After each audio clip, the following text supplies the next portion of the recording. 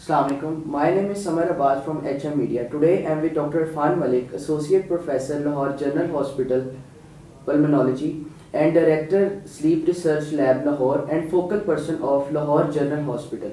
Thanks, Doctor, for your time. Thank you, sir. Unfortunately, recently he was suffering from COVID-19. By the grace of Allah, now he has recovered. Thanks, Doctor. Thank you. Thank you. अब आपकी तबीयत कैसी है?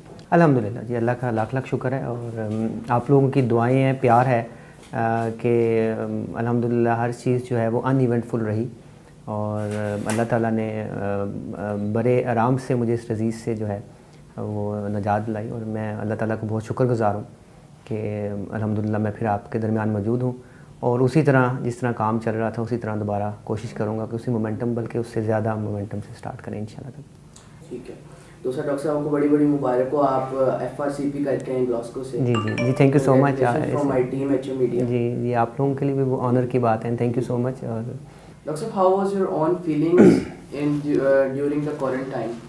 देखिए, जब से मैं इससे आउट हुआ, मेरा सेकंड इंटरव्यू है, तो लोग बहुत इंटरेस्टेड हैं कि जी आप हमें बताएं कि आपने कैसा फील किया।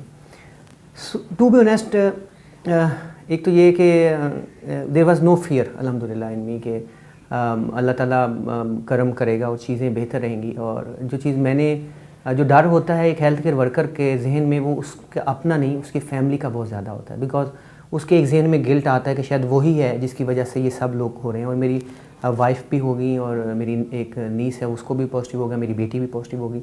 सो वो आपको बहुत डिस्टर्ब कर रहा होता है। लेकिन अल्हम्दुलिल्लाह किसी टाइम पे भी I was not in negative mode और उसमें मैं बहुत शुक्रिया अदा करूँगा लोगों का और हर मकतबा फ़िक्र के लोगों का जिन्होंने इतना सपोर्ट किया कि उन्होंने मुझे अलोन फील ही नहीं होने दिया। और मैं रिमोट तो बाय द वे काम वैसे भी कर रहा था, मैंने किसी टाइम पे भी अपने आप को टोटली आइसोलेट नहीं रखा in sense of social media and my routine rounds जो थे वो मैंने उसको कंटिन्यू रखा।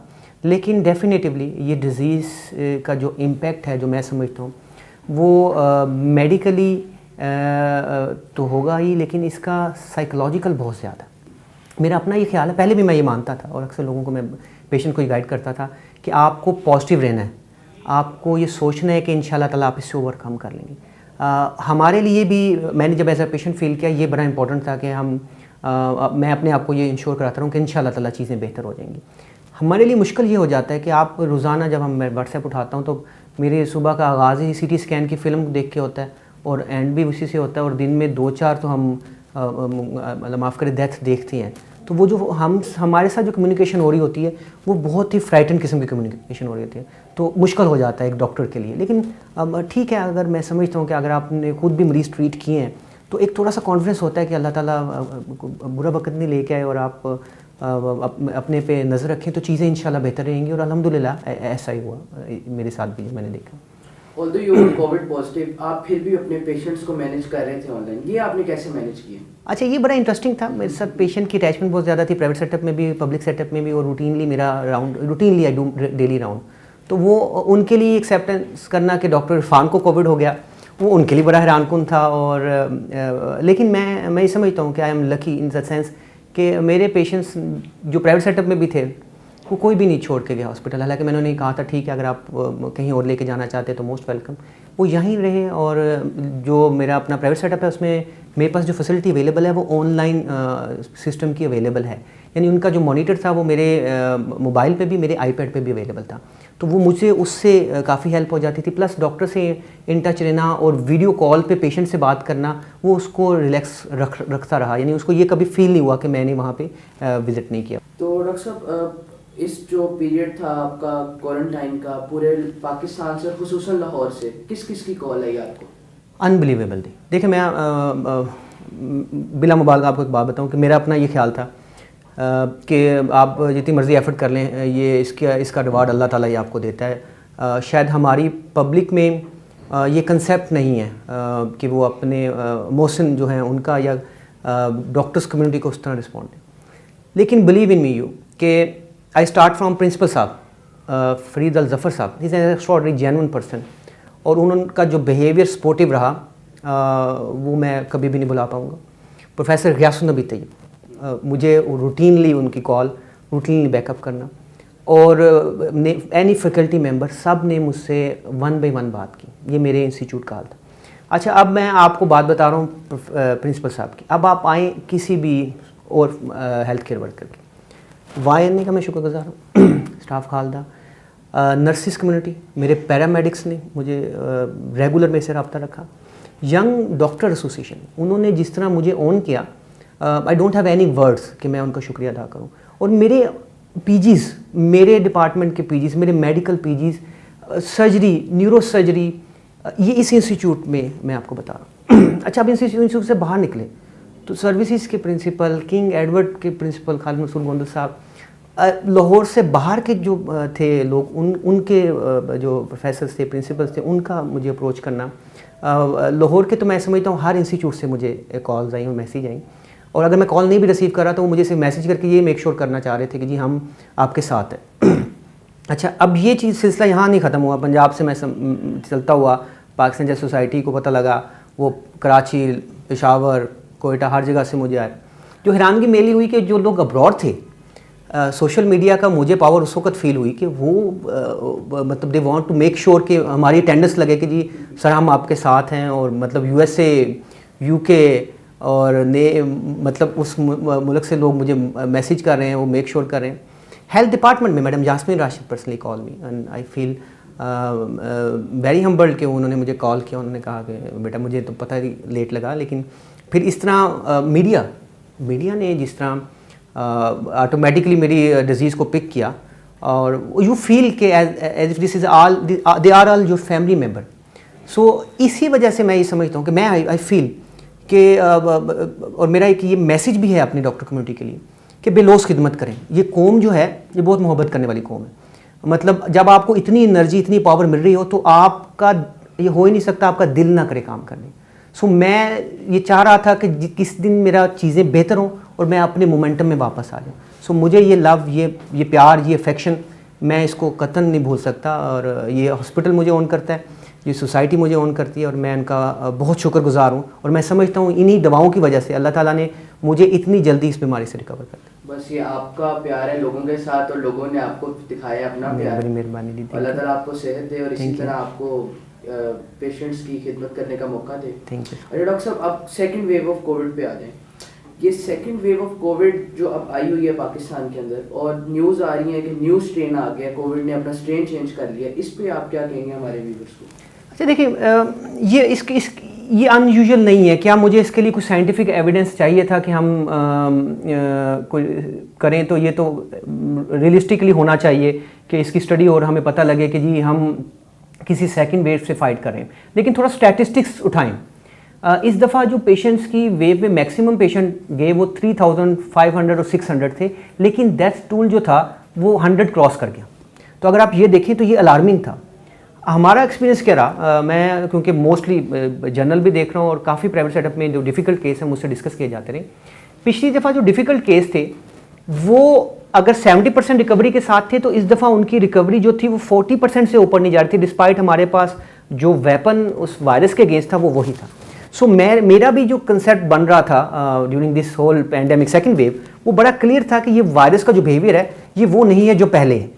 और अब देखें, अब आप अगर न्यूज़ पढ़ें तो आपको पता लगा कराची में भी स्ट्रेन का पता लग गया कि वो एक UK से आई है, और यहाँ पे भी लाहौर में भी ये बातें हो रही हैं। लेकिन साइंटिफिकली ऐसा ही है कि ये स्ट्रेन डिफरेंट है। लेकिन एक चीज़ मैं आपको बताऊँ, वो पेशेंट्स जो इनिशियल स्टेज पे हमारे पास आई उनमें रिकवरी 95% प्लस थी।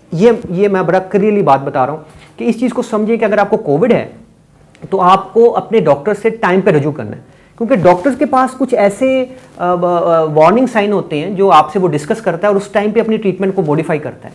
मैं जो बेहतियाती इस दफ़ा आवाम से मैं देख रहा हूँ वो ये है कि वो डॉक्टर साहब मेरा टाइफाइड डॉट पॉजिटिव आया, मेरा ये पॉजिटिव आया, वो पहले 6-7 दिन जो कि हमारी मैनेजमेंट के इंपॉर्टेंट होते हैं वो वेस्ट कर देते हैं। तो प्लीज़ मेरी आप लोगों से बारहा गुजारिश है कि जब आपको ये पता लग जाए आपको कोविड है और इस PCR टेस्टिंग पे ना रहें, और भी बड़े टेस्ट होते हैं जो डॉक्टर्स को बताते हैं, तो प्लीज़ अपने डॉक्टर से रिव्यू करें और बार बार उससे राब्ते में रहें ताकि वो डे टू डे आपकी जो ट्रीटमेंट है उसको मॉडिफाई कर सकें। डॉक्टर साहब, इस वक्त लास्ट 1 मंथ से हम देख रहे हैं कि फॉल्स RT-PCR नेगेटिव आ रहा है। पेशेंट्स क्लिनिकली पॉजिटिव होते हैं, ज़रूर होते हैं, लेकिन जब वो RT-PCR करवाने लैब में जाते हैं वहाँ से वो नेगेटिव होते हैं, उनका रिजल्ट नेगेटिव आता है, बट फिजिकली वो पॉजिटिव है। ये क्या स्ट्रेन ने क्या वेरी किया है या किड्स का कोई इशू है? यस, वेरी इंपॉर्टेंट क्वेश्चन यार। देखिए दोनों चीज़ें हैं। जो जितनी भी लैब अच्छी हैं, अगर वो आइडियल किट यूज़ करती हैं जिसमें 4 एंटीजन डिटेक्ट करते हैं तो बहुत कॉस्टली हो जाता है। सो नॉर्मली जो लैब्स हैं जो लोअर थोड़े से, मैं बी क्लास अगर उनको कैटेगराइज करना चाहूँ तो वो टेस्टिंग कर रही है उस किट से जो 3 एंटीजन डिटेक्ट करती है।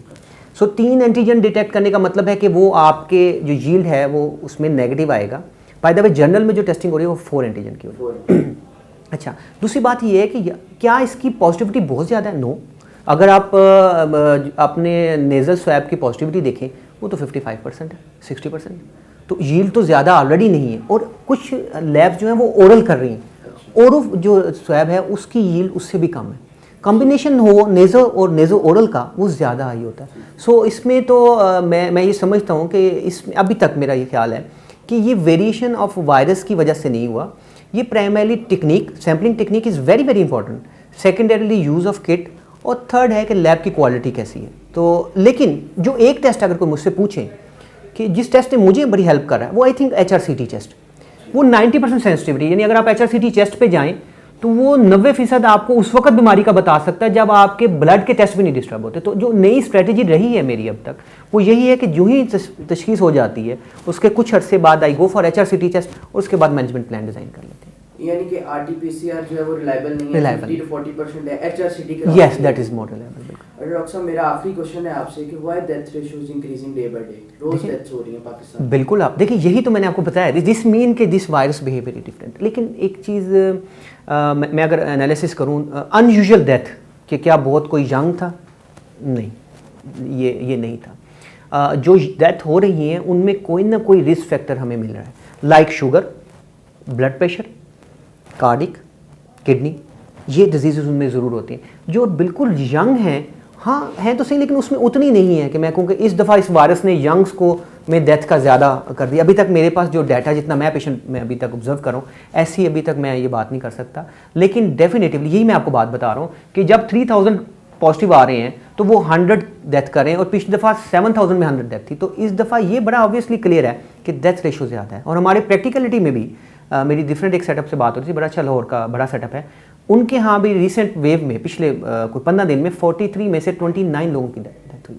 सो ये अलार्मिंग है।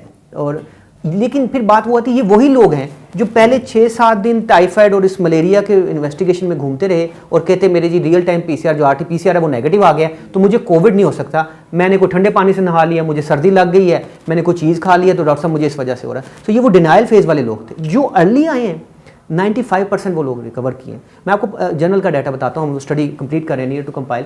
हमारे पास जो 50 पेशेंट इनिशियली आए हैं सेकंड वेव के, उनको हमने जो एंटीवायरल ड्रग रिसेंटली आई हुई उसको दिया और वो मॉडरेट केस के हैं।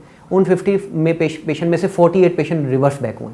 सो वो पेशेंट जब हमने उनको डाटा को एनालाइज किया, वो पेशेंट थे जो with in 10 days of illness आए थे। सो इसका मतलब है अगर इस टाइम पे पेशेंट आए तो वो एंटीवायरल को रिस्पॉन्स कर रहा था। तो यही मेरी बार बार पेशेंट से, आवाम से रिक्वेस्ट है कि प्लीज़ जब आपको अलामत आ जाएं तो आपने अपने डॉक्टर से रजू कर लेना है, और कंफ्यूज ना हो कि मेरा PCR नेगेटिव है तो मुझे ये कोविड नहीं है। कोविड जो है वो नेगेटिव PCR के साथ भी आप में हो सकता है। तो डॉक्टर साहब आपकी बात से बात याद आई, जो एंटीवायरल ड्रग यूज़ हो रही है रेमडेसिविर, उसका कैसा इफेक्ट है? देखिए जब ये बहस बहुत आगे बढ़ गई, मैं आप बताता हूँ कि मैंने WHO ने भी कहा है और बहुत से लोग सीनियर लोग भी इस बात में कन्विंस करने की कोशिश कर रहे हैं कि रेमडेसिविर का कोई रोल नहीं, तो फिर ही मुझे जंप करना पड़ा कि चलें हम अपने पेशेंट की स्टडी को देखते हैं। तो मैंने आपको जैसे बताया कि हमारे वो पेशेंट जो इनिशियली मॉडरेट स्टेज पे आए थे, जब हमने उनको रेमडेसिविर दी है, वो रेमडेसिविर से उन पेशेंट में 50 में से 48 पेशेंट जो हैं वो अगली स्टेज पे नहीं गए। तो ये साइंटिफिक एविडेंस है। This study is near to compile and will be published in international setup. So मैं ये समझता हूँ कि हमें बीइंग कंसल्टेंट पल्मोनोलॉजिस्ट, हमें अपनी स्टडी को एज एन एविडेंस प्रेजेंट करना चाहिए, रादर देन कि हम बाहर की स्टडी को समझें कि जी वही एक्स्ट्रा ऑर्डिनरी है और उसने जो कह दिया वो ऐसा है। मैं इस बात से थोड़ा डिसएग्री करता हूँ। और मेरा अपना ये एक्सपीरियंस है कि अगर remdesivir within the time duration दे दी जाए तो वो पेशेंट यूजुअली प्रोग्रेस नहीं करते। मेरे घर में जब हुआ है तो मैंने भी इसको फार्मूले को अप्लाई किया, हमने LGH में इस फार्मूले को अप्लाई किया, मैं प्राइवेट सेटअप में इस फार्मूले को अप्लाई कर रहा हूँ। तो अगर मैं डाटा कंपाइल करता हूँ अभी तक का, तो मेरे पास को 150 पेशेंट ऐसा है जिनको हमने इसके थ्रू गुजारा। हमने क्योंकि LGH को उठाया तो LGH में हमने 50 पेशेंट के डाटा को कंपाइल करके उसको स्टडी के फॉर्म में हमने भेज दिया। डॉक्टर साहब, your last message for our viewers. देखिए जी, मैं एज अ डॉक्टर भी इसको ट्रीट कर रहा था और फिर मैं खुद भी पेशेंट कोविड का रहा हूँ। तो मैं एक तो आप लोगों से रिक्वेस्ट करता हूँ कि जो लोग इससे बच गए हैं, सबसे पहले वो अल्लाह का शुक्र अदा करें। इस वायरस का बिहेवियर ये किस तरफ जाएगा, कोई ऐसा प्रेडिक्टिव टेस्ट हमारे पास अवेलेबल नहीं है, तो हमें अल्लाह का शुक्र अदा करना चाहिए कि उसने हमें इस बीमारी में मुब्तला करने के बाद भी बचा लिया। लेकिन इसको ये ना समझें कि ये एग्जिस्ट नहीं करती। बिलीव मी, ये बीमारी है और ये बीमारी ख़तरनाक है। इस दफ़ा जिनको हो रही है उनमें जिन लोगों की एज ज़्यादा है या जिनको शुगर या ब्लड प्रेशर है, उनमें जो लोगों का सर्वाइवल है वो कम हो गया है। सो प्लीज़ कोई मुश्किल काम नहीं है आपके लिए करना। आपने अपने हाथ की सफाई का ख्याल रखना है, आपने मास्क पहनना है और आपने समाजी फासला रखना है दूसरों से, ठीक है। और इसको अपना लें। थोड़ा वक्त है, मेरी प्रेडिक्शन तो यही है कि शायद we have to live with this virus for a longer period of time. लेकिन अगर आप ये एहतियात कर लें तो आप अगर जवान है तो शायद आपको तो कुछ ना हो, लेकिन ये ना हो कि आपकी वजह से आपके पेरेंट्स या ग्रैंड पेरेंट्स जो हैं वो इसमें मुब्तला हो जाएं। तो प्लीज़ इन थोड़ी सी एहतियात का ज़रूर ख्याल रखें। अल्लाह ताला आपको अपने हिफ्ज़-ओ-मान में रखे सबको। Thanks for your time. Thank you so much. Allah हाफ़िज़।